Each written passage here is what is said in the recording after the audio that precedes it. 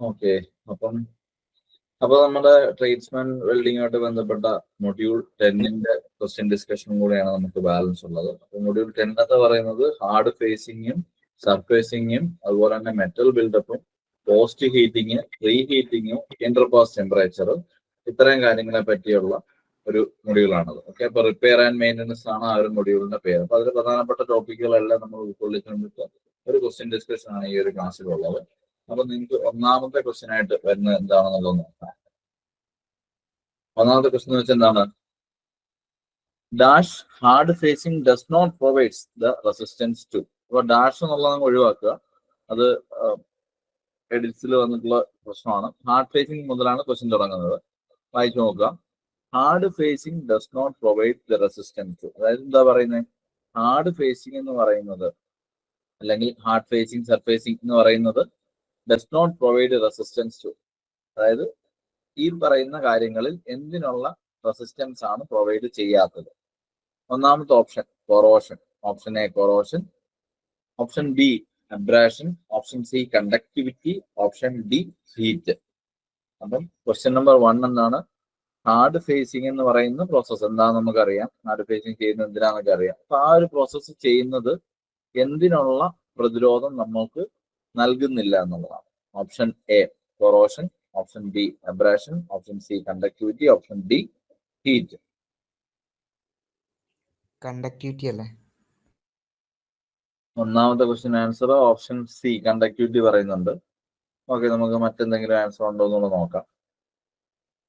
അപ്പൊ ഒന്നാമത്തെ question answer എന്ന് പറയുന്നത് hard facing does not provides the resistance to എന്നാണ് ക്വസ്റ്റ്യൻ. അപ്പൊ option A corrosion, option B option ഏതാണ് പറഞ്ഞത്? ഡി ആണോ ബി ആണോ? Option B abrasion resistance provide ചെയ്യുന്നില്ലെന്ന് പറയുന്നു. ഓപ്ഷൻ സി കണ്ടക്ടിവിറ്റി ഉണ്ട്. Option D heat. അപ്പോൾ ഈ ഒരു ക്വസ്റ്റ്യൻ എന്ന് പറയുന്നത് ഹാർഡ് ഫേസിംഗ് എന്ന് പറഞ്ഞ ഒരു ടോപ്പിക്കുമായിട്ട് ബന്ധപ്പെട്ടിട്ടാണ് വന്നേക്കുന്നത്. അപ്പം ബേസിക്കലി നമ്മൾ ഹാർഡ് ഫേസിംഗ് എന്താണെന്നുള്ളത് മനസ്സിലാക്കാം. ഹാർഡ് ഫേസിംഗ് അഥവാ ആ ഒരു മെറ്റൽ ബിൽഡപ്പ് എന്ന് പറഞ്ഞാൽ എന്താണ്? അതായത് ചില മെറ്റൽസിന്റെ കാലാവധിയൊക്കെ ഈ പറഞ്ഞ പോലെ കുറെ കാലം ഉപയോഗിച്ച ശേഷം അതിന്റെ തേയ്മാനങ്ങളും കാര്യങ്ങളൊക്കെ സംഭവിക്കും. ഓക്കെ. അപ്പം അങ്ങനെ വരുന്ന സമയത്ത് അതിന്റെ ഉപയോഗം കുറച്ച് നാളുകൂടെ നമുക്ക് ലൈഫ് കൂട്ടി കിട്ടാനായിട്ട് നമ്മൾ എന്ത് ചെയ്യും? അതിന്റെ സർഫസിൽ ആ സോഫ്റ്റ് ആയിരിക്കുന്ന ഭാഗങ്ങളിലൊക്കെ വെൽഡ് ചെയ്തുകൊണ്ട് ചെറിയ ചെറിയ ലെയറുകൾ ഡെപ്പോസിറ്റ് ചെയ്യും. അപ്പൊ ആ ലെയർ ഡെപ്പോസിറ്റുകൾ എന്ത് ചെയ്യും? ഈ സോഫ്റ്റ് ആയ അല്ലെങ്കിൽ തേയ്മാനം സംഭവിച്ച ആ ഒരു കോമ്പണന്റിനെ അല്ലെ ആ ഒരു പാർട്ടിന്റെ ലൈഫിനെ കുറെ കൂടെ മുമ്പോട്ട് കൊണ്ടുപോകാനായിട്ട് ഹെൽപ്പ് ചെയ്യും. അപ്പൊ അതിന്റെ ശക്തി കുറെ കാലം കൂടെ എന്ത് ചെയ്യും? കൂടുതലായിട്ട് നമുക്ക് കിട്ടും. അപ്പൊ അതുവഴി നമുക്ക് ഈ ഒരു കോമ്പണന്റിനെ വീണ്ടും ഉപയോഗിക്കാനായിട്ട് പറ്റും. നമ്മൾ എന്താ പറയാ, ഈ പറഞ്ഞ JCB അല്ലെങ്കിൽ ചില തരത്തിലുള്ള എർത്ത് മൂവിങ് ഒബ്ജക്റ്റുകളുടെയും അതുപോലെ തന്നെ ടൂളുകളുടെയൊക്കെ ഈ പറഞ്ഞ ബക്കറ്റുകള് ആ ഒരു ഫ്രണ്ടിലൊക്കെ നമ്മൾ കണ്ടിട്ടുണ്ട്. ഇതുപോലെ വെൽഡ് ചെയ്തിട്ട് ചില ലെയേഴ്സ് കൊടുത്തേക്കുന്നത്. അപ്പൊ ആ ലെയേഴ്സിന്റെ പർപ്പസ് എന്ന് വെച്ചാൽ എന്താണ്? ആ ഒരു പാർട്ടിനെ കുറെ കൂടെ റീഇൻഫോഴ്സ് ചെയ്യുക, അതായത് ശക്തിപ്പെടുത്തുക, കൂടുതൽ ലൈഫ് കിട്ടാനായിട്ട് അല്ലെങ്കിൽ കൂടുതൽ എഫക്റ്റീവായിട്ട് യൂസ് ചെയ്യാനായിട്ട് നമ്മൾ എന്ത് ചെയ്യുന്നത്? അതിനെ ഒന്ന് ശക്തിപ്പെടുത്തുന്നു. അപ്പൊ ഇതാണ് എന്ത് നമ്മളുടെ ആ ഒരു ഹാർഡ് ഫേസിങ് കൊടുക്കുന്നതുകൊണ്ടുള്ള ഉദ്ദേശം എന്ന് പറയുന്നത്. അപ്പൊ hard facing does not provide resistance to എന്താണ്? ഓപ്ഷൻ ഏതാണ് ആൻസർ നോക്കാം. ഓപ്ഷൻ സി ആണ് ആൻസർ. അപ്പൊ ആദ്യം ഒരാൾ പറഞ്ഞിരുന്നു ഓപ്ഷൻ സി കണ്ടക്ടിവിറ്റി, ഫസ്റ്റിൽ ഒരാൾ ആൻസർ പറഞ്ഞിരുന്നു, അത് ശരിയാണ്. ഓപ്ഷൻ ബി അബ്രാഷൻ പറയുമ്പോൾ ശ്രദ്ധിക്കേണ്ടതെന്ന് വെച്ചാൽ ചോദിച്ചിരിക്കുന്നത് നമ്മൾക്ക് എന്തിനുള്ള പ്രതിരോധം അല്ലെങ്കിൽ റെസിസ്റ്റൻസ് ആണ് തരാത്തതെന്നാണ്. നമുക്ക് കൊറോഷനോടുള്ള റെസിസ്റ്റൻസ് ഹാർഡ് ഫേസിങ് തരുന്നുണ്ട്. മിസ്റ്റേക്ക് ആയിപ്പോയത് അല്ലേ? അതെ, അത് ഇങ്ങനത്തെ ക്വസ്റ്റ്യൻസ് എക്സാമിന് വരുമ്പോഴും ആ ഒരു വായിച്ചു നോക്കുമ്പോൾ ക്ലിയർ ആയിട്ട് ശ്രദ്ധിച്ചിട്ട് വേണം ബബിൾ ചെയ്യാനാണ്. വൺസ് ചെയ്താൽ പിന്നെ നമുക്ക് മാറ്റാൻ പറ്റത്തില്ല. അപ്പം ഡസ് നോട്ട് പ്രൊവൈഡ് എന്ന് ചോദിക്കുമ്പോൾ തന്നെ ആലോചിച്ചോണം, അതിൽ റോങ് ആയിട്ടുള്ള ഒരു ഓപ്ഷൻ കൊടുത്തിട്ടുണ്ടാവും. മെജോറിറ്റിയും ശരിയായിരിക്കും. അപ്പം കൊറോഷനും അബ്രാഷനും ഹീറ്റിനെയും ഓക്കെ, അതുപോലെ തന്നെ ഈ 3 കാര്യങ്ങളെയും എന്ത് ചെയ്യുന്നുണ്ട്? ഈ ഹാർഡ് ഫേസിങ് കൊടുക്കുന്നതിലൂടെ നമുക്ക് പ്രതിരോധം കിട്ടുന്നുണ്ട്. അതായത് തുരുമ്പിക്കാനുള്ള ചാൻസ് കുറയും, ഈ പറഞ്ഞ തേയ്മാനത്തിനുള്ള സാധ്യത കുറയും, അതുപോലെ ചൂട് കൊണ്ടുണ്ടാകുന്ന മാറ്റങ്ങൾ സംഭവിക്കാനുള്ള ചാൻസ് കുറയും. അപ്പൊ ഇതെല്ലാം പ്രതിരോധിക്കുന്നതുകൊണ്ടാണ് ഈ ഒരു പ്രശ്നങ്ങളൊക്കെ നമുക്ക് ഒഴിവായി കിട്ടുന്നത്. നേരെ മറിച്ച് കണ്ടക്ടിവിറ്റി എന്ന് പറയുന്നത് എന്താണ്? ഇലക്ട്രിക്കൽ ആവാം, തെർമൽ ആവാം. അതിനെപ്പറ്റി നമുക്ക് ഹാർഡ് ഫേസിംഗിൽ യാതൊന്നും പറയുന്നില്ല. ഹാർഡ് ഫേസിംഗിൽ പറയുന്നതെന്ന് വെച്ചാൽ എന്താണ്? ടഫ്നെസ്, ഹാർഡ്നെസ്, പിന്നെ ഈ പറഞ്ഞിരിക്കുന്ന മറ്റു ചില കാര്യങ്ങൾ, ഇതിനൊക്കെയാണ് ഒരു ഇമ്പാക്റ്റ് ഹാർഡ് ഫേസിങ് കൊണ്ട് നമുക്ക് ലഭിക്കുന്നത്. അപ്പം അതുകൊണ്ട് തന്നെ അത്തരം കാര്യങ്ങൾ മാത്രമാണ് നമുക്ക് ഹാർഡ് ഫേസിങ് പ്രതിരോധം നൽകുന്നത്. കണ്ടക്ടിവിറ്റി എന്ന് പറയുന്ന കാര്യം ഹാർഡ് ഫേസിംഗ് ആയിട്ട് ബന്ധപ്പെട്ട കാര്യങ്ങളൊന്നും അല്ല. ഓക്കെ, അപ്പൊ അത് ഓപ്ഷൻ സി ആണ് ഒന്നാമത്തെ ക്വസ്റ്റ്യന്റെ ആൻസർ എന്ന് പറയുന്നത്. അടുത്തത് രണ്ടാമത്തെ ക്വസ്റ്റ്യനിലേക്ക് വരുമ്പോഴത്തേക്ക് എന്താണ്? Ferrous alloy group comprises of iron alloyed with option A nickel, option B chromium, option C boron, option D all of the above. അപ്പം നമ്മൾ ഈ പറഞ്ഞ ഹാർഡ് ഫേസിങ്ങിന് വേണ്ടി ഉപയോഗിക്കുന്ന അലോയ്സ് ഉണ്ട്. വിവിധങ്ങളായിട്ടുള്ള അലോയികളുടെ ഇലക്ട്രോഡുകൾ നമ്മൾ യൂസ് ചെയ്യാറുണ്ട്. അലോയി അല്ലാത്ത type ferrous alloy, non ferrous, അങ്ങനെ പല ടൈപ്പ് അലോയികളും ഒക്കെ നമ്മൾ ഉപയോഗിക്കും. അപ്പം അവിടെ ഉപയോഗിക്കുന്ന ഇലക്ട്രോഡുകളെ നിർമ്മിച്ചിരിക്കുന്നത് ഏതെല്ലാം മെറ്റലുകളുടെ കോമ്പോസിഷൻ ചേർത്തിട്ടാണ്, അല്ലെങ്കിൽ ഏതൊക്കെ മെറ്റൽ കോമ്പോസിഷൻ ആണ് അതിൽ വന്നിരിക്കുന്നതാണ് ചോദിച്ചിരിക്കുന്നത്. അപ്പം രണ്ടാമത്തെ ക്വസ്റ്റ്യൻ വന്നിരിക്കുന്നത് ഹാർഡ് ഫേസിങ് അലോയ്സുമായിട്ട് ബന്ധപ്പെട്ടിട്ടുള്ള ക്വസ്റ്റ്യൻ ആണ്. Ferrous alloy group comprises of iron alloyed with nickel, chromium, boron. Option D വരുന്നു ഓൾ ഓഫ് ദ എബവ്. അപ്പൊ ഏത് ലോഹവുമായിട്ടാണ് ഈ ഒരു അയണിന്റെ അലോയ് ചെയ്ത് ഫെറസ് അലോയ് ഗ്രൂപ്പ് ഹാർഡ് ഫേസിങ്ങിനായിട്ട് ഉപയോഗിക്കുന്നത്? Option A nickel, option B all of the above, option D. Okay, first answer വന്നേക്കുന്നത് ഓപ്ഷൻ ഡി ആണ്. കൃത്യമായിട്ട് ഒന്നുകൂടെ ശ്രദ്ധിച്ചിട്ട് തന്നെ ആൻസർ പറയുക. സിംഗിൾ ആൻസേഴ്സും വരാം, ഓക്കെ, അല്ലെങ്കിൽ മൾട്ടി ആൻസേഴ്സും വരാം. അപ്പം കൃത്യമായിട്ട് അയൺ അലോയിഡ് വിത്ത് എന്ന് എടുത്ത് പറയുന്നതുകൊണ്ട് തന്നെ അലോയ് ചെയ്തിരിക്കുന്ന എലമെന്റുകൾ പലതും ഉണ്ട്. അപ്പൊ അതിൽ ഏതാണ് അല്ലെങ്കിൽ ഏതൊക്കെയാണെന്നുള്ളതൊന്ന് ആലോചിച്ച് നോക്കുക.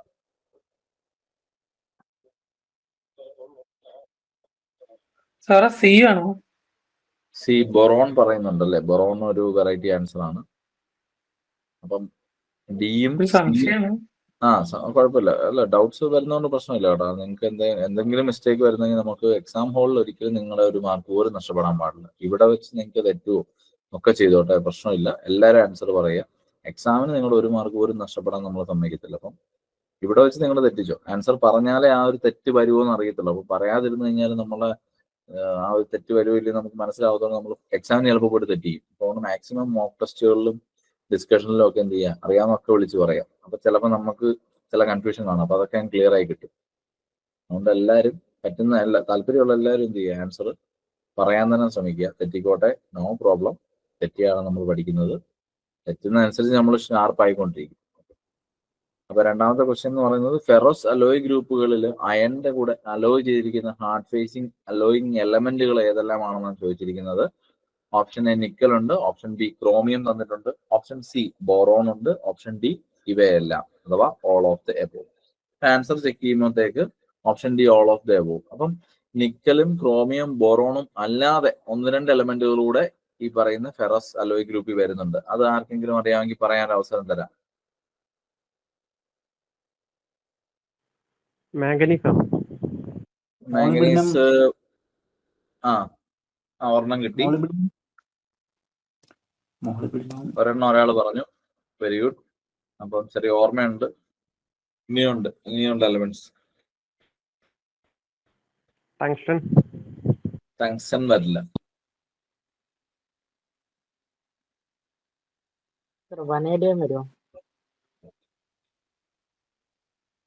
വേറെ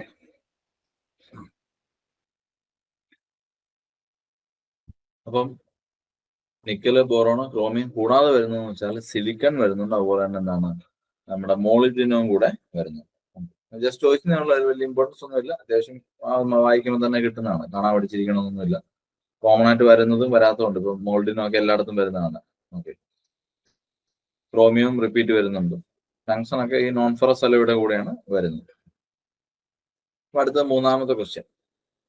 Diamond substitute group is named because it have the property of a diamond. അപ്പോൾ ഡയമണ്ട് സബ്സ്റ്റിറ്റ്യൂട്ട് ഗ്രൂപ്പിന് ആ ഒരു പേര് കിട്ടിയിരിക്കുന്നത്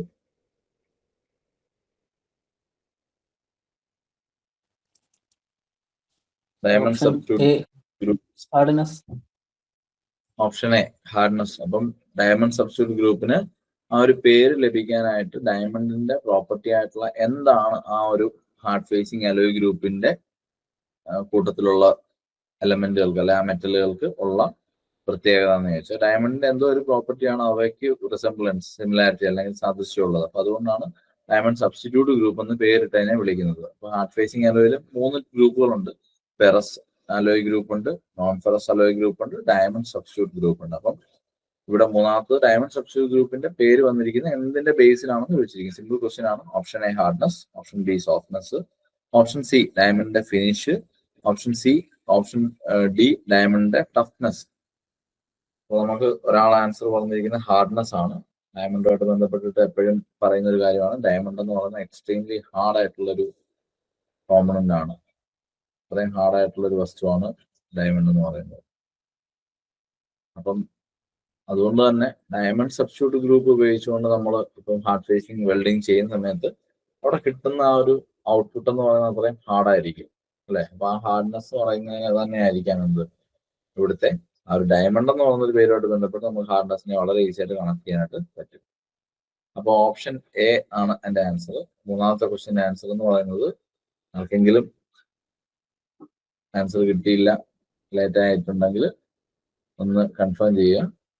ഓപ്ഷൻ എ ഹാർഡ്നെസ് ആണ് മൂന്നാമത്തെ question answer.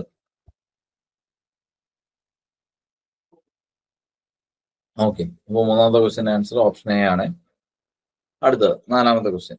Chromium and tungsten carbide electrodes are used for dash abrasion resistance. എല്ലാവരും ശ്രദ്ധിച്ച് സമാധാനമായിട്ട് ആൻസർ പറഞ്ഞാൽ ധൃതി വെക്കണ്ട. എല്ലാവരും ഒന്ന് വായിച്ചു നോക്കി ഒന്ന് മനസ്സിൽ ആലോചിച്ച ശേഷം പറഞ്ഞാൽ മതി. അങ്ങനെ ഒരു സമയം കിട്ടുവാണെങ്കിൽ ചിലർക്ക് എന്ത് ചെയ്യാൻ പറ്റും, തെറ്റാതെ കുറച്ചുകൂടെ ആൻസർ ചെയ്യാനായിട്ട് പറ്റും. അപ്പൊ കൃത്യമായിട്ട് ശ്രദ്ധിച്ചോണേ. ഓരോ ക്വസ്റ്റ്യനും പറയുമ്പോൾ അതിനകത്തുള്ള എന്തെങ്കിലും ഒരു കീ പോയിന്റ് നിങ്ങൾക്ക് അറിയാവുന്നതായിട്ട് കണക്ട് ചെയ്ത് ആലോചിച്ച് നോക്കുക. അപ്പൊ ആൻസർ കിട്ടാൻ കുറച്ചുകൂടി ഈസിയാണ്. So chromium and tungsten carbide electrodes are used for dash abrasion resistance. Option A എന്ന് പറയുന്നത് normal abrasion resistance. Option B moderate abrasion resistance. Option C severe resistance. Option D lighter abrasion resistance.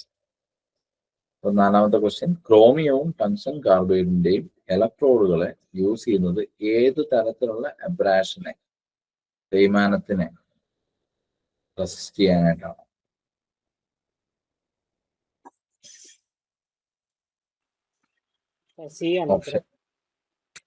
Option C ഒരാൾ പറഞ്ഞിട്ടുണ്ട്. Option C ഉണ്ട്, option B moderate ഉണ്ട്, option D lighter ഉണ്ട്, option A normal ഉണ്ട്. പറയാം, ബാക്കിയുള്ളവർ കൂടെ ആൻസർ പറയാം കേട്ടോ. ആൻസർ അറിയാമെങ്കിൽ ധൈര്യമായിട്ട് പറഞ്ഞോളൂ.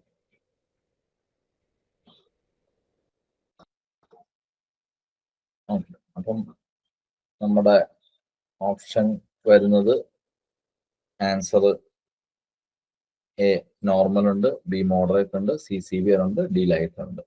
അപ്പൊ നാലാമത്തെ ക്വസ്റ്റ്യൻ ആൻസർ എന്ന് പറയുന്നത് ക്രോമിയവും ടങ്സ്റ്റൺ കാർബൈഡും ഇലക്ട്രോഡുകൾ ഉപയോഗിക്കുന്നത് സീവിയർ ആയിട്ടുള്ള അബ്രാഷനെ റെസിസ്റ്റ് ചെയ്യാനാണ് അല്ലെ. വളരെ സീവിയർ ആയിട്ടുള്ള അബ്രാഷൻ എന്ന് പറയുമ്പോഴത്തേക്ക് എന്താണ്, വളരെ സീവിയർ ആയിട്ടുള്ള അറ്റ്മോസ്ഫിയറിൽ അല്ലെങ്കിൽ സാഹചര്യങ്ങളിൽ വർക്ക് ചെയ്യുന്ന മെറ്റീരിയൽസിനെയോ അല്ലെങ്കിൽ അവയുടെ ഭാഗങ്ങളെയൊക്കെ എന്ത് ചെയ്യേണ്ടി വരും, നമുക്ക് കൂടുതൽ ഈ പറയുന്ന അബ്രാഷൻ സംഭവിക്കുക. അബ്രാഷൻ എന്ന് വെച്ചാൽ എന്താണ്, ഈ ഉരസൽ കൊണ്ടുണ്ടാവുന്ന ആ ഒരു ഫ്രിക്ഷനെയാണ് നമ്മൾ അബ്രാഷൻ എന്ന് പറയുന്നത്. അപ്പൊ അബ്രാഷൻ അമിതമായിട്ട് വന്നു കഴിഞ്ഞാൽ എന്ത് സംഭവിക്കും, ഈ പറഞ്ഞ പോലെ മെറ്റീരിയൽ തേഞ്ഞു പോകാനുള്ള ചാൻസ് കൂടുതൽ. അപ്പൊ അബ്രാഷനെ നമുക്ക് പരമാവധി പ്രതിരോധിക്കണം. അപ്പൊ ആ പ്രതിരോധിക്കാനായിട്ട് നമുക്ക് ക്രോമിയത്തിന്റെയും ടങ്സ്റ്റൺ കാർബൈഡിന്റെയും ഇലക്ട്രോഡുകൾ യൂസ് ചെയ്യാം. അപ്പം അത് സീവിയർ ആയിട്ടുള്ള അബ്രാഷൻ റെസിസ്റ്റൻസിനാണ് ഇത് ഉപയോഗിക്കുന്നത്. കാരണം ക്രോമിയവും ടങ്സ്റ്റൺ കാർബൈഡും എന്ന് പറയുന്നത് എന്താണ്, വളരെ ഈ പറഞ്ഞ പോലെ കട്ടിയുള്ള ആ ഒരു വെൽഡ് ഡെപ്പോസിറ്റ് ആണ് നമുക്ക് ഹാർഡ് ഫേസിങ് ചെയ്യുന്നതിലൂടെ നൽകുന്നത്. അപ്പൊ അതുകൊണ്ട് അത്തരത്തിലുള്ള ഇലക്ട്രോഡുകൾ ഉപയോഗിച്ചാൽ നമുക്ക് വളരെ പ്രതികൂലമായിട്ടുള്ള അബ്രാഷൻ റെസിസ്റ്റൻസിനെ, വളരെ സിവിയർ ആയിട്ടുള്ള അബ്രാഷൻ റെസിസ്റ്റൻസിനെ എന്ത് ചെയ്യാൻ പറ്റും, തടയാനായിട്ട് പറ്റും. അടുത്ത അഞ്ചാമത്തെ ക്വസ്റ്റ്യൻ. അഞ്ചാമത്തെ ക്വസ്റ്റ്യൻ എന്താണ്?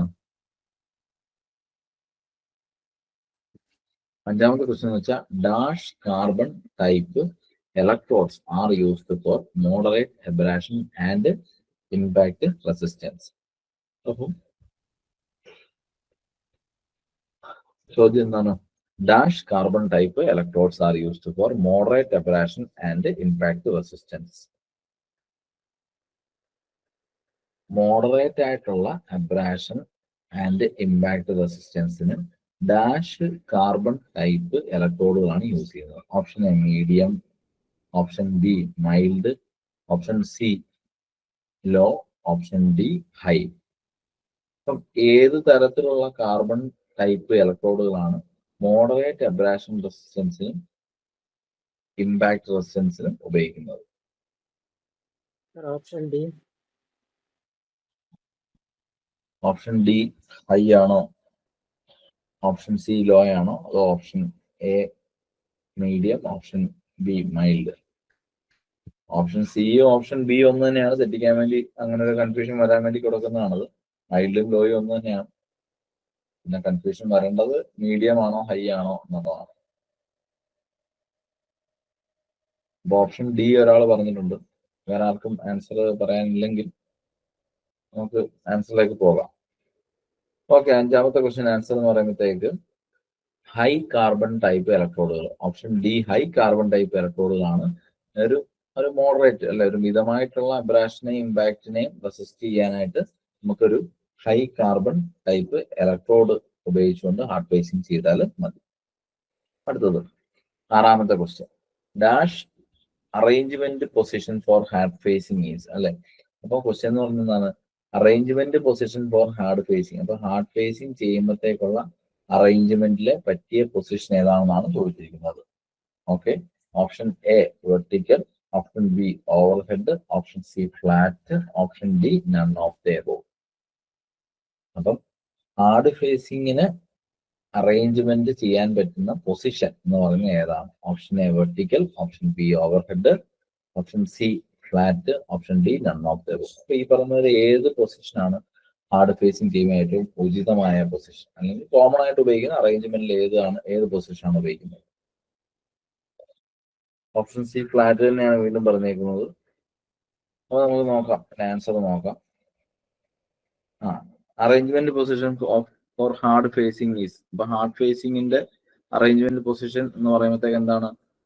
അത് നമ്മുടെ ഫ്ലാറ്റ് പൊസിഷൻ ആണ്, അല്ലെ. ഫ്ലാറ്റ് പൊസിഷൻ വെച്ച് നമുക്ക് ഹാർഡ് ഫേസിങ് ചെയ്യാനായിട്ട് നന്നായിട്ട് ചെയ്യാനായിട്ട് പ്രത്യേകിച്ച് വലിയ കാര്യമൊന്നുമില്ല. ജസ്റ്റ് ഫ്ലാറ്റ് പൊസിഷൻ ചെയ്യാൻ പറ്റും, ഹാർഡ് ഫേസിങ് ആണ് ഏറ്റവും നല്ലതായിട്ട് ചെയ്യാൻ പറ്റും. ആ ഒരു രീതിയിൽ ജസ്റ്റ് ഒന്ന് മനസ്സിലാക്കിയാൽ മതി.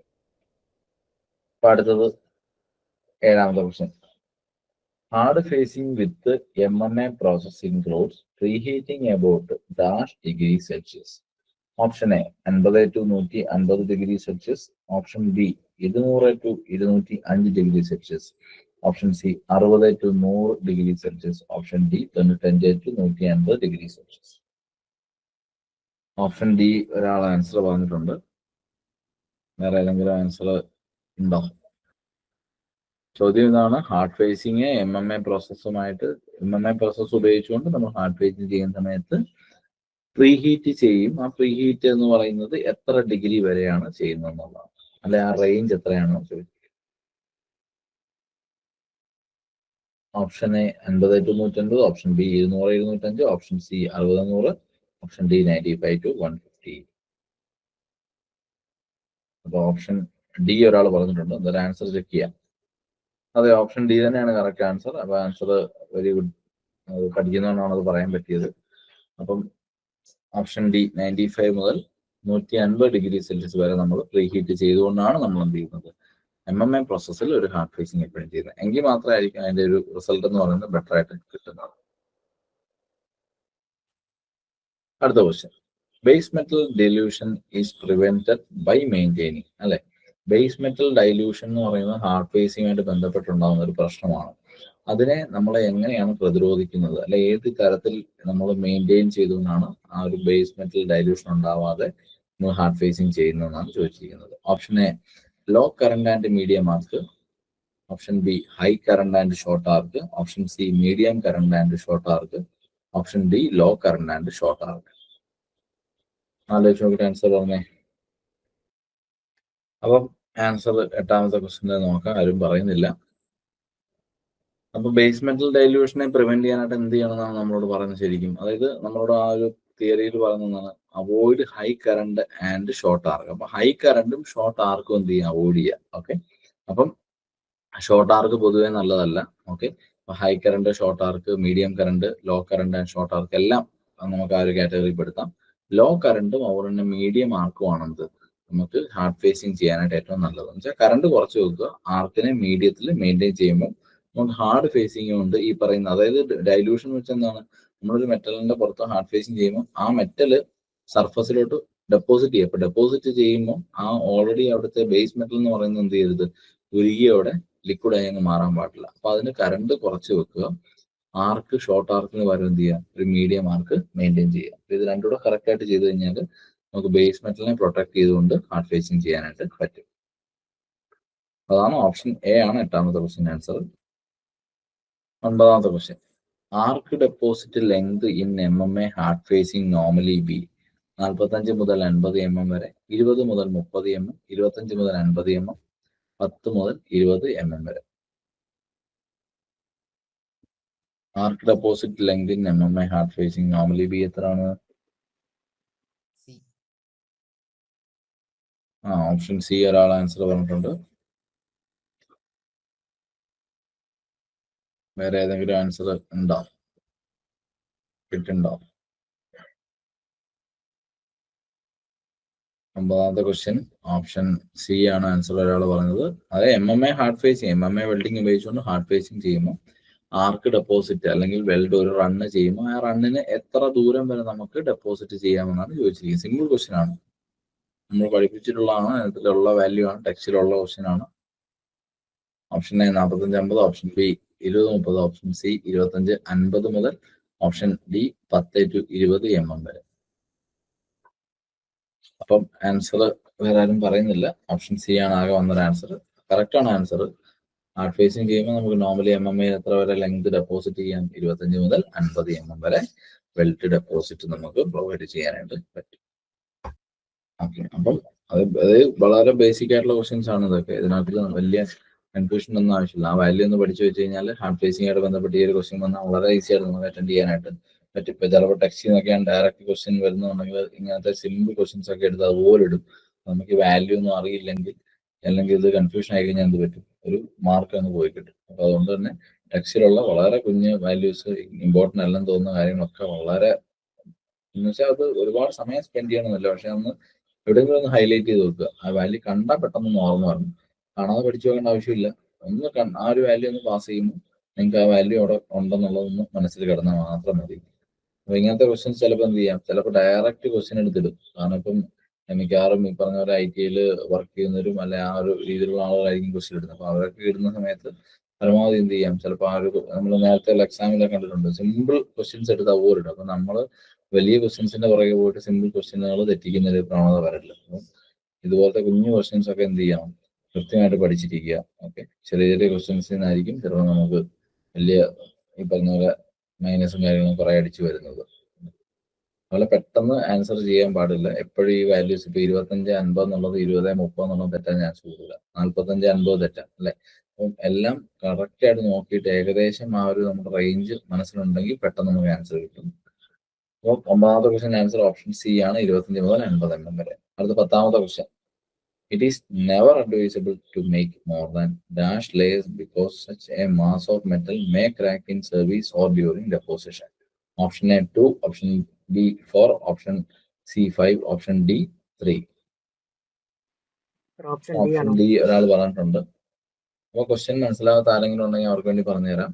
അതായത് നമ്മൾ വെൽഡ് ചെയ്യുമ്പോൾ, ഹാർഡ് ഫേസിങ് ചെയ്യുമ്പോൾ മെറ്റല് ക്രാക്ക് വീഴാതിരിക്കാൻ, അതായത് വർക്കിംഗ് സമയത്ത് ആ ഹാർഡ് ഫേസിങ് ചെയ്ത ശേഷം ആ ഒരു വെൽഡ് ചെയ്ത ആ ഒരു കോമ്പണന്റിനെ നമ്മൾ യൂസ് ചെയ്യുന്ന സമയത്ത് ഈ പറയുന്ന പോലെ അവിടെ ക്രാക്ക് എന്ന് പറയുന്ന ഒരു പ്രശ്നം, ഡിഫക്റ്റ് വരാതിരിക്കാനായിട്ട് നമ്മൾ വെൽഡ് ചെയ്യുമ്പോൾ ഹാർഡ് ഫേസിങ്ങിൽ എത്ര ലെയർ മാത്രമേ ഡെപ്പോസിറ്റ് ചെയ്യാൻ അനുവദിക്കാറുള്ളൂ എന്നാണ് ചോദ്യം. അതിന്റെ options option 2, option B 4, option C 5, option D 3. 10ാമത്തെ ക്വസ്റ്റ്യൻ ആൻസർ വരുന്നതെന്ന് വെച്ചാൽ എന്താണ്, ഹാർഡ് ഫേസിങ്ങിൽ എത്ര ലെയർ നമുക്ക് ചെയ്യുന്നത് വരെയാണ് സേഫ്. അതിൽ കൂടാൻ പാടില്ലെന്ന് പറയും. കാരണം കൂടിക്കഴിഞ്ഞാൽ എന്ത് പറ്റും, ക്രാക്കോ അല്ലെങ്കിൽ ഈ പറഞ്ഞ പ്രശ്നങ്ങളൊക്കെ ഉണ്ടാവാം സർവീസിൽ അല്ലെങ്കിൽ ഡെപ്പോസിഷൻ സമയത്തൊക്കെ. അതിന്റെ ലിമിറ്റേഷൻ ഓഫ് ലെയേഴ്സ് ആണ് ചോദിച്ചിരിക്കുന്നത്, എത്ര ലെയർ വെൽഡ് ചെയ്യാം. അപ്പം ആൻസർ ചെക്ക് ചെയ്യാം നമുക്ക്.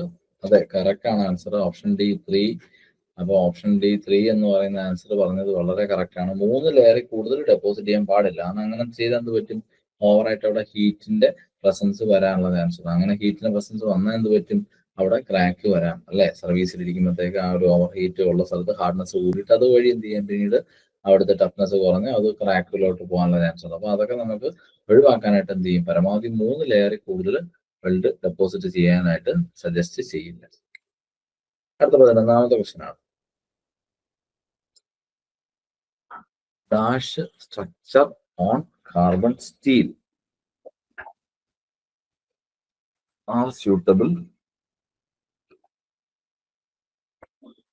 for welding. Option A ferrite, option B martensite, option C austenite, option D none of the above.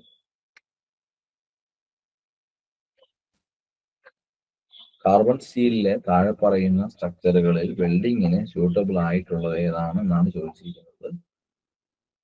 C അല്ലേ?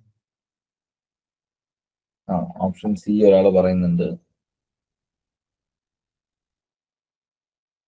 ഓപ്ഷൻ സി ഓപ്ഷനായിട്ട് ആണ് പറഞ്ഞിരിക്കുന്നത്. കറക്റ്റ് ആൻസർ ആണ്. 11ാമത്തെ ക്വസ്റ്റ്യൻ എന്ന് വെച്ചാൽ എന്താണ്, കാർബൺ സ്റ്റീലുകളുടെ സ്ട്രക്ചർ അല്ലെ ഘടനയിൽ വെൽഡിങ്ങിന് അനുയോജ്യമല്ലാത്ത ഘടന ഏതാണ്? അപ്പൊ അതിന്റെ ആൻസർ ഓപ്ഷൻ സി ഓസ്റ്റനൈറ്റ് ആണ്. ഫെറൈറ്റും മാഗ്നസൈറ്റും നമുക്ക് ഒരിക്കലും അനുയോജ്യമല്ല. സോറി, അനുയോജ്യമായത് ഏതാണെന്ന് ചോദിച്ചിരിക്കുന്നത്, ഞാൻ പറഞ്ഞ തെറ്റിപ്പോയി. ഓസ്റ്റനൈറ്റ് ആണ് അനുയോജ്യമായത്. അനുയോജ്യമല്ലാത്തത് ഓപ്ഷൻ എയും ഓപ്ഷൻ ബിയും അനുയോജ്യമല്ല. കാരണം ആ രണ്ട് സ്ട്രക്ചർ നമുക്ക് വെൽഡ് ചെയ്യുമ്പോഴത്തേക്ക് വെൽഡബിലിറ്റി കുറവാണ്. വെൽഡബിലിറ്റി എന്ന് പറയുന്നത് എന്താണ്, ഒരു ലോഹത്തിനെ നമുക്ക് വെൽഡ് ചെയ്തെടുക്കാനുള്ള എളുപ്പം അല്ലെങ്കിൽ ഡിഫക്റ്റ് ഇല്ലാതെ വെൽഡ് ചെയ്ത് കിട്ടാനുള്ള കഴിവിനെയാണ് നമ്മൾ വെൽഡബിലിറ്റി എബിലിറ്റി എന്ന് പറയും അല്ലെ. വെൽഡബിലിറ്റി എന്ന് പറഞ്ഞാൽ വെൽഡ് ചെയ്യാനുള്ള എബിലിറ്റി എന്ന് പറയും. അപ്പൊ അത്തരത്തിൽ ആ ഒരു ലോഹത്തിനുള്ള കഴിവാണെന്ത്, ഡിഫക്റ്റ് ഇല്ലാതെ തന്നെ നമുക്ക് വെൽഡ് ചെയ്ത് കിട്ടാനുള്ള. ചില ലോഹങ്ങൾ വെൽഡ് ചെയ്യുമ്പോഴത്തേക്ക് പ്രശ്നം വെൽഡിങ് ചെയ്യാൻ പറ്റും, പക്ഷെ എന്താണ്, കംപ്ലീറ്റ് ഡിഫക്റ്റുകളായിരിക്കും അല്ലെ. അപ്പൊ ആ ഡിഫക്റ്റ് ഇല്ലാതെ നമുക്ക് വെൽഡ് ചെയ്യാൻ പറ്റുന്ന കാർബൺ സ്റ്റീലിന്റെ സ്ട്രക്ചറുകളിൽ പെടുന്നതാണ് ഇത് ഓസ്റ്റനൈറ്റ് എന്ന് പറയുന്നത്. അതുകൊണ്ടാണ് അത് വെൽഡബിലിറ്റി ഉള്ളതെന്ന് പറയുന്നത്. ഫെറൈറ്റും മാഗ്നസൈറ്റും വെൽഡബിലിറ്റി കുറവാണ്. അതുകൊണ്ട് തന്നെ വെൽഡ് ചെയ്ത് കഴിഞ്ഞാൽ എന്ത് സംഭവിക്കും, ഫുള്ള് ഡിഫക്റ്റ് ഉള്ള വെൽഡായിരിക്കും കിട്ടുന്നത്. 12ാമത്തെ ക്വസ്റ്റ്യൻ. ഓക്കെ, 11ാമത്തെ question answer option C austenite ആയിരുന്നു. 12ാമത്തെ question, purpose of preheating of the cast iron job is to reduce dash due to distortion. Option A undercut, option B cracking, option C cold lap, option D porosity. അപ്പം preheating എന്ന് പറയുന്നത് ഉദ്ദേശിച്ചിരിക്കുന്നത് എന്ത് ഒഴിവാക്കാനാണ്, അല്ലെങ്കിൽ distortion കൊണ്ടുണ്ടാകുന്ന എന്തിനെ ഒഴിവാക്കാനാണ് നമ്മൾ കാസ്റ്റ് അയണിന്റെ വർക്കുകൾ അല്ലെ കാസ്റ്റ് അയൺ കൊണ്ട് ചെയ്ത വെൽഡുകളെ നമ്മൾ പ്രീഹീറ്റ് ചെയ്യുന്നത്. നമ്മളുടെ ഡിസ്റ്റോർഷൻ കൊണ്ടുണ്ടാകുന്ന എന്ത് പ്രശ്നത്തിനെ ഒഴിവാക്കാനാണ്? Option B. Option B cracking ഒരാൾ പറയുന്നുണ്ട്. ഓക്കെ, അപ്പൊ 12ാമത്തെ ക്വസ്റ്റ്യന്റെ ആൻസർ എന്ന് പറയുന്നത് നമുക്ക് ബി മാത്രമാണ് പറഞ്ഞിരിക്കുന്നത്. വേറെ ആരും ഒരു ആൻസറും പറയുന്നില്ല. ഓക്കെ, അപ്പൊ എല്ലാവർക്കും അറിയാമെന്ന് വിശ്വസിക്കുന്നു. അറിയാത്തവരുണ്ടെങ്കിൽ അത് കറക്റ്റ് ചെയ്ത് പഠിച്ചോളുക.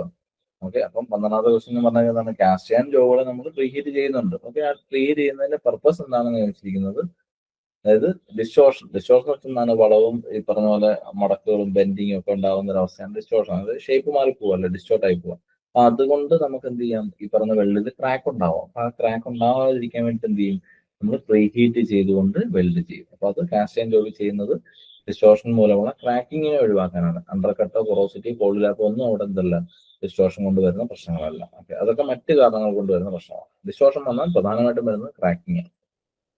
13ാമത്തെ question, minimum preheat temperature depends on. Minimum preheat temperature depends on. Preheat എന്താണെന്ന് നമുക്കറിയാം. അപ്പോൾ പ്രീഹീറ്റ് ടെമ്പറേച്ചർ എന്ന് പറയുന്നത് എന്താണെന്ന് നമുക്കറിയാം. അപ്പോൾ മിനിമം പ്രീഹീറ്റ് ടെമ്പറേച്ചർ ഡിപ്പെൻഡ് ചെയ്യുന്നത് എന്തിനെയാണെന്നാണ് ചോദിച്ചിട്ടുള്ളത്. Minimum preheat temperature depends on type of metal, thickness of plate, rate of heat input, D all of the above. അപ്പോൾ മിനിമം പ്രീഹീറ്റ് ടെമ്പറേച്ചർ എത്ര വേണമെന്നുള്ളത് നമ്മൾ സെലക്ട് ചെയ്യും പ്രീഹീറ്റ് ചെയ്യുന്ന സമയത്ത്. അപ്പൊ അത് എന്തിന്റെ അടിസ്ഥാനത്തിലാണെന്ന് ചോദിച്ചിരിക്കുന്നത്. ഒന്നാമത്തെ ഓപ്ഷൻ എന്ന് പറയുന്നത് rate of type of metal ആണ്.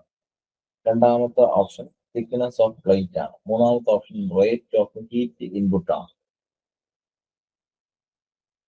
ഡി ഓപ്ഷൻ വരുന്നത് ഓൾ ഓഫ് ദി എബോവ് ആണ് വരുന്നത്. Option A. Option A type of metal പറഞ്ഞിട്ടുണ്ട്. Very good. വേറെ ഏതെങ്കിലും ഓപ്ഷൻ ഉണ്ടോ? എല്ലാവർക്കും അത് തന്നെയാണെങ്കിൽ നമുക്ക് മുമ്പോട്ട് പോകാം, അല്ലെങ്കിൽ വെയിറ്റ് ചെയ്യാം. അപ്പം minimum preheat temperature depends on എന്താണ്? Option A type of metal, option B thickness of plate, option C rate of heat input, option D all of the above. നമുക്ക് ആൻസർ ചെക്ക് ചെയ്യാം. ഓൾ ഓഫ് ദ എബോവ് ആണ് answer അല്ലെ. ഇവിടെ നിങ്ങൾക്ക് കുറച്ച് പേർക്കെങ്കിലും mistake വന്നിട്ടുണ്ടാവാൻ chance ഉണ്ട്. വന്നിട്ടുള്ളവർ എന്ത് ചെയ്യുക, ആ ഒരു ഏരിയ ഒന്നും കൂടെ വായിച്ചു നോക്കിയതിന് ആൻസർ അവർക്ക് കിട്ടും. 13ാമത്തെ ക്വസ്റ്റ്യൻ ചോദിച്ചിരിക്കുന്നത് പ്രീഹീറ്റ് ടെമ്പറേച്ചർ എന്ന് പറഞ്ഞാൽ നമ്മൾ പറഞ്ഞ ഒരു മെറ്റലിനെ ഹീറ്റ് ചെയ്ത് വെൽഡ് ചെയ്യുന്നത്, വെൽഡിങ് സമയത്തെ ഹീറ്റിന് മുന്നേ നമ്മളൊന്ന് ആദ്യം ഹീറ്റ് ചെയ്ത ശേഷം വെൽഡ് ചെയ്യുന്നത്, അതാണ് പ്രീഹീറ്റ് എന്ന് പറയുന്നത്. അപ്പം ഇത് ചെയ്യുമ്പോൾ നമുക്ക് പ്രീഹീറ്റിന്റെ ഒരു ടെമ്പറേച്ചർ ഉണ്ട്. അതായത് 100 ഡിഗ്രി, 200 ഡിഗ്രി, 300 ഡിഗ്രി, എത്ര ഡിഗ്രി വേണം എന്നുള്ളത് സെലക്ട് ചെയ്യണം ആദ്യം. ആ ചൂടിലേക്ക് എത്തിക്കണം അതിന്. അപ്പൊ ഇത് എത്ര ഡിഗ്രി ചൂടാക്കണം എന്നുള്ളത് തീരുമാനിക്കുന്നു നമ്മൾ. ഒന്നാമത്തെ കാര്യം ആയത് ഏത് ലോഹമാണ് അല്ലെ ഏത് മെറ്റലാന്നുള്ളത് കൺസിഡർ ചെയ്യണം. 2, ആ ഒരു പ്ലേറ്റിന്റെ തിക്നെസ് അല്ലെ. അപ്പൊ ആ ഒരു പ്ലേറ്റിന് എത്ര കനമുണ്ടെന്നുള്ളത് നമ്മൾ നോക്കണം. പിന്നെ സി എന്ന് പറയുന്നത് എന്താണ്? റേറ്റ് ഓഫ് ഹീറ്റ് ഇൻപുട്ട് അല്ലെ. എത്ര റേറ്റിലാണ് ഹീറ്റ് ഇൻപുട്ട് കൊടുക്കുന്നത്, അതായത് ഡിഗ്രി സെൽഷ്യസ് പെർ അവർ ആണ് റേറ്റ് ഓഫ് ഹീറ്റ് ഇൻപുട്ട് എന്ന് പറയുന്നത്. അപ്പൊ ഇത് എത്ര കൊടുക്കണം? അപ്പൊ ഇതെല്ലാം കൂടെ കണക്കിലെടുത്ത്, ഇതൊന്നും അല്ലാത്ത കുറച്ച് ഫാക്ടേഴ്സ് കൂടെ കണക്കിലെടുത്ത് ആണ് എന്ത് ചെയ്യുന്നത്, നമ്മൾ മിനിമം എത്ര പ്രീ ഹീറ്റ് ടെമ്പറേച്ചർ ഒരു മെറ്റൽ വെൽഡ് ചെയ്യുമ്പോൾ കൊടുക്കണം എന്നുള്ളത് തീരുമാനിക്കുന്നത്. അപ്പം ഇതെല്ലാം ചേർന്ന് വരുന്നതുകൊണ്ട് ഓൾ ഓഫ് ദ എബോവ് ആണ് എന്റെ ആൻസർ വരുന്നത്. Type of metal, thickness of plate, rate of heat input. Okay, അപ്പൊ ഇതെല്ലാം കൺസിഡർ ചെയ്തുകൊണ്ടാണ് എന്ത് ചെയ്യുന്നത്, നമ്മൾ പ്രീ ഹീറ്റിന്റെ മിനിമം എത്ര വേണമെന്നുള്ളത് തീരുമാനിക്കുന്നത്. അപ്പൊ 13ാമത്തെ question answer option D all of the above ആണ്. 14ാമത്തെ ക്വസ്റ്റ്യൻ പ്രീ ഹീറ്റിങ്ങുമായിട്ട് ബന്ധപ്പെട്ട ആ ഒരു ഏരിയയിൽ നിന്ന് തന്നെയുള്ള ക്വസ്റ്റ്യൻ ആണിത്. Furnace preheating is used in അല്ലെ. ഫർണസ് പ്രീ ഹീറ്റിംഗ് എന്ന് പറയുന്നത് ഉപയോഗിക്കുന്നത് എവിടെയാണ്? Furnace preheating is used in option A full, option B local, option C indirect, option D none of the above. Furnace preheating എന്ന് പറയുന്നത് അല്ലെ, furnace ഉപയോഗിച്ചുകൊണ്ടുള്ള pre heating ഉപയോഗിക്കുന്നത് എവിടെയാണ്? ഓപ്ഷൻ എ ഫുൾ, ഓപ്ഷൻ എന്തോ option A പറഞ്ഞിട്ടുണ്ട്, full പറഞ്ഞിട്ടുണ്ട് ഒരാള്.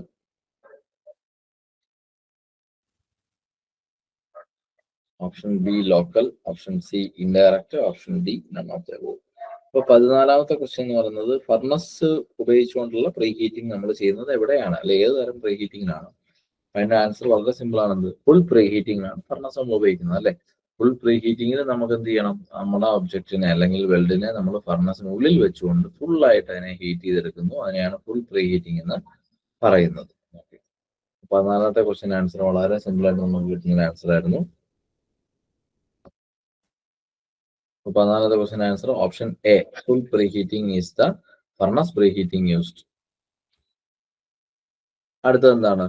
15ാമത്തെ question ആണ്. 15ാമത്തെ ക്വസ്റ്റ്യൻ എന്താണ് പറയുന്നത്? Local preheating is done by. അപ്പൊ ലോക്കൽ പ്രീ ഹീറ്റിംഗ് എന്ന് പറയുന്നത് ചെയ്യുന്നത് എങ്ങനെയാണ്? ഓപ്ഷൻ എ കോയിൽസ് ഉപയോഗിച്ചുകൊണ്ട്, ഓപ്ഷൻ ബി തെർമോകപ്പിളുകൾ ഉപയോഗിച്ചുകൊണ്ട്, ഓപ്ഷൻ സി ബ്ലോ പൈപ്പ് ഉപയോഗിച്ചുകൊണ്ട്, ഓപ്ഷൻ ഡി ഫർണസിൽ ഉപയോഗിച്ചുകൊണ്ട്. 15ാമത്തെ ക്വസ്റ്റ്യൻ ലോക്കൽ പ്രീ ഹീറ്റിംഗ് ആണ് ചെയ്യുന്നതെങ്കിൽ ബ്ലോ പൈപ്പ്, കോയിലുകൾ, തെർമോകപ്പിൾസ്, അതുപോലെ തന്നെ ഫർണസ്.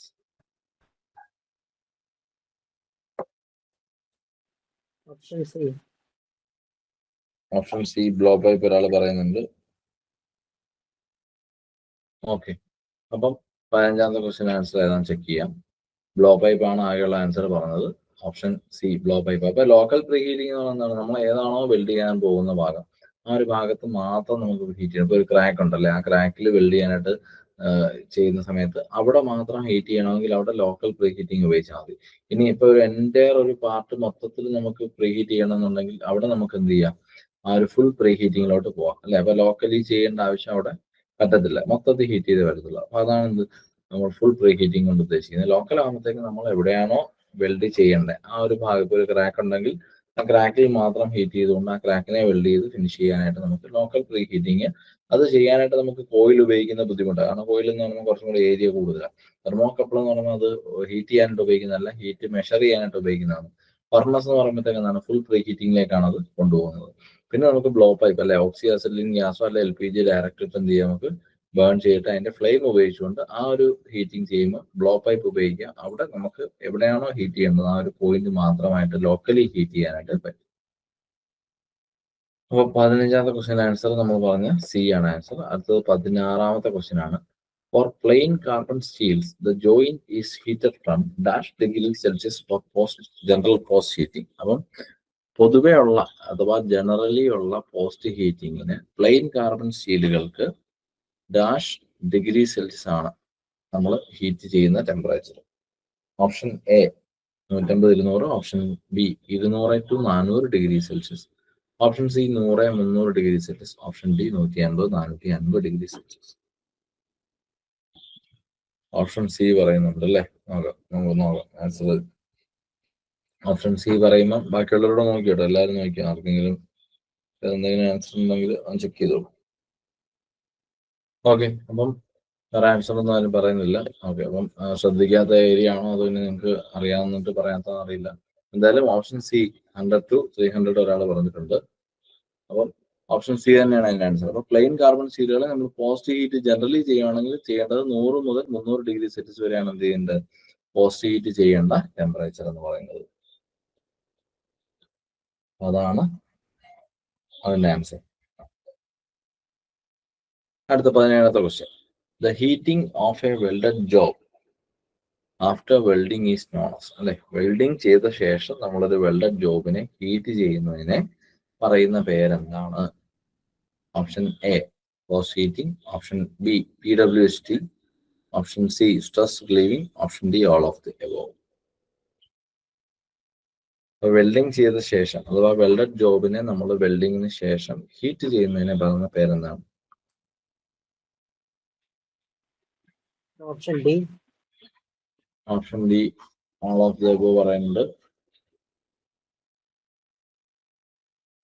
വേറെ ഏതെങ്കിലും ഓപ്ഷൻ ഉണ്ടോ?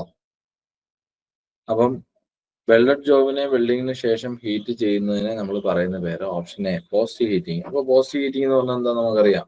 ഈ പറഞ്ഞ ഡെഫിനേഷൻ കറക്റ്റ് ആണല്ലേ? വെൽഡ് ചെയ്ത ശേഷം നമ്മൾ അതിനെ ഹീറ്റ് ചെയ്യുന്നതിന് നമ്മൾ എന്ത് പറയുന്നു? Post heating. വെൽഡിങ്ങിന് മുന്നേ ഹീറ്റ് ചെയ്തതിന് എന്ത് പറയുന്നു? Pre heating. ഓക്കെ, അപ്പം പോസ്റ്റ് ഹീറ്റിംഗും പ്രീ ഹീറ്റിംഗും ഓക്കെയാണ്. ഇനി എന്ന് പറയുമ്പോഴത്തേക്ക് എന്താണ്? ഇനി എന്ന് പറയുമ്പോഴത്തേക്ക് PWHT എന്ന് പറഞ്ഞാൽ എന്താണ്? പോസ്റ്റ് വെൽഡ് ഹീറ്റ് ട്രീറ്റ്മെന്റിന്റെ മറ്റൊരു പേര് തന്നെയാണ്. PWHTയും ചിലപ്പോൾ എന്ത് ചെയ്യും പറയും. അപ്പൊ അതും ഇത് ഉദ്ദേശിക്കുന്നത് സെയിം തന്നെയാണ്. പിന്നെ വരുന്നതാണ് എന്ത്? Stress relieving. സ്ട്രെസ് റിലീവിങ് എന്ന് പറയുന്നതും ശരിക്കും എന്താണ്? നമ്മളുടെ പോസ്റ്റ് വെൽഡ് ഹീറ്റ് ട്രീറ്റ്മെന്റിന്റെ അഥവാ പോസ്റ്റ് ഹീറ്റിങ്ങിന്റെ മറ്റൊരു പേരാണ്. കാരണം നമ്മൾ വെൽഡിങ് കൊണ്ടിട്ട് ധാരാളം തരത്തിലുള്ള ഹീറ്റ് ഈ ഒരു ജോയിന്റിന് എപ്പോഴും സംഭവിക്കും, അല്ലെങ്കിൽ വെൽഡ് ചെയ്യുന്ന കോമ്പണന്റിന് വരും. അപ്പൊ ആ ഒരു മെറ്റീരിയലിന് അതുവഴി ധാരാളം ഡിസ്റ്റോർഷൻ ഉള്ള സാധ്യതയുണ്ട്. അപ്പൊ ആ ഡിസ്റ്റോർഷൻ പ്രോപ്പറായിട്ട് നടക്കാനുള്ള അത്രയും ഫ്ലെക്സിബിലിറ്റി ആ ജോയിന്റിന് ഇല്ലെങ്കിൽ അവിടെ എന്ത് ചെയ്യും? സ്ട്രെസ് ബിൽഡ് ആവും. അപ്പൊ ആ സ്ട്രെസ് അവിടെ നിലനിൽക്കുമ്പോൾ അത് പതിയെ എന്ത് ചെയ്യും? അത് സ്ട്രെസ് ഹാർഡനിങ് സംഭവിച്ച് ക്രാക്കിനുള്ള ചാൻസിലോട്ട് എത്തും. അപ്പൊ ഇതൊക്കെ സംഭവിക്കാതിരിക്കാനായിട്ട് എന്ത് ചെയ്യണം? ആ സ്ട്രെസ്സിനെ അവിടെ നിന്ന് റിലീവ് ചെയ്യണം. റിലീവ് ചെയ്യണേ എന്ത് ചെയ്യണം? ആ ഹീറ്റ് കൊണ്ടുണ്ടാക്കിയ എഫക്റ്റിനെ മാറ്റാനായിട്ട് ഒരു അനീലിംഗ് നോർമലൈസിങ് രീതിയിൽ ഒന്നുകൂടെ എന്ത് ചെയ്യണം? അതിനെ ഹീറ്റ് ചെയ്തുകൊണ്ട് അതിനെ കുറച്ച് നമ്മൾ ടൈം കൊടുത്ത് സ്ട്രക്ചറൊക്കെ ഒന്ന് റീഅറേഞ്ച് ആവാനായിട്ട് കൊടുക്കണം. അപ്പം ഇതിനെയാണ് സ്ട്രെസ് റിലീവിംഗ് എന്ന് പറയുന്നത്. അപ്പൊ SR എന്നും പറയാറുണ്ട് അല്ലെ? അപ്പം പോസ്റ്റ് ഹീറ്റിങ്ങും PWHTയും സ്ട്രെസ് റിലീവിങ്ങും എല്ലാം ഒരേ കാര്യം തന്നെയാണ്. അപ്പം വെൽഡഡ് ജോബിനെ വെൽഡിങ്ങിന് ശേഷം ഹീറ്റ് ചെയ്യുന്ന ആ ഒരു പ്രോസസ്സിന് പറഞ്ഞ പേരാണത് ഈ പറയുന്ന എല്ലാ പേരുകളും. ഓക്കെ, 17ന്റെ answer all of the above ആണ്. Very good. 18ാമത്തെ ക്വസ്റ്റ്യൻ. ഓക്കെ, 18ാമത്തെ ക്വസ്റ്റ്യൻ വളരെ സിമ്പിൾ ആയിട്ടുള്ള ക്വസ്റ്റ്യൻ ആണ്.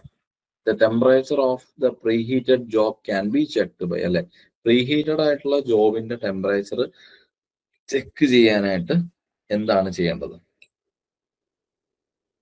പ്രീഹീറ്റഡ് ആയിട്ടുള്ള ജോബിന്റെ ടെമ്പറേച്ചർ ചെക്ക് ചെയ്യാനായിട്ട് എന്താണ് ചെയ്യേണ്ടത്? ഓപ്ഷൻ എ തെർമോമീറ്റർ ഉപയോഗിച്ച് ചെക്ക് ചെയ്യാം, ഓപ്ഷൻ ബി പൈറോമീറ്റർ ഉപയോഗിക്കാം, ഓപ്ഷൻ സി വാക്സ് ക്രയോൺസ് ഉപയോഗിക്കാം, option D none of the above. ഇതൊന്നും ഉപയോഗിക്കാൻ പറ്റത്തില്ല. Option C. ഓപ്ഷൻ സി ഒരാൾ പറയുന്നുണ്ട്, ഓപ്ഷൻ സി പറഞ്ഞിട്ടുണ്ട്. വേറെ എന്തെങ്കിലും ഓപ്ഷൻ ഉണ്ടോ? ഓപ്ഷൻ സി മാത്രമേ ആൻസർ പറഞ്ഞിട്ടുള്ളൂ കേട്ടോ, വേറെ ആരൊന്നും പറയുന്നില്ല. ഓക്കെ, 18ാമത്തെ ക്വസ്റ്റിന് ആൻസർ എന്ന് പറയുന്നത് ഓപ്ഷൻ സി തന്നെയാണ്. അപ്പോൾ വാക്സ് ക്രയോണുകൾ പലതരത്തിലുണ്ട് അല്ലെ, 300 ഡിഗ്രിയുടെ, 150, 200, 500 ഒക്കെ ഉണ്ട്. അപ്പൊ നമുക്ക് ഏത് ടെമ്പറേച്ചറിലാണോ നമ്മൾ പോസ്റ്റ് ഹീറ്റ് ചെയ്യുക അല്ലെ പ്രീ ഹീറ്റ് ചെയ്യുമ്പോൾ നമുക്ക് ആ ടെമ്പറേച്ചർ ആയെന്ന് അറിയാൻ ചെയ്യണം. നമ്മൾ ആദ്യം ഈ ക്രയോൺ വെച്ചിട്ട് നിന്ന് വരയ്ക്കണം. വരച്ച ശേഷം കുറച്ചു നേരം വെയിറ്റ് ചെയ്യുക അല്ലെ, പ്രീ ഹീറ്റ് ചെയ്തുകൊണ്ടേ ഇരിക്കുകയാണ്. എന്നിട്ട് ഈ പറയുന്ന 50 ഡിഗ്രി ഉള്ളപ്പോഴായിരിക്കും നമ്മൾ വരച്ചത് നമ്മളൊരു 200ന്റെ ആയിരിക്കും ക്രയോൺ. അപ്പൊ 50, 100, 150, 200 ഡിഗ്രി എത്തുമ്പോഴേക്ക് എന്ത് ചെയ്യും, നമ്മൾ ക്രയോൺ വെച്ച് വരച്ച വര അവിടുന്ന് ഡിസപ്പിയർ ആയിപ്പോ അല്ലെ.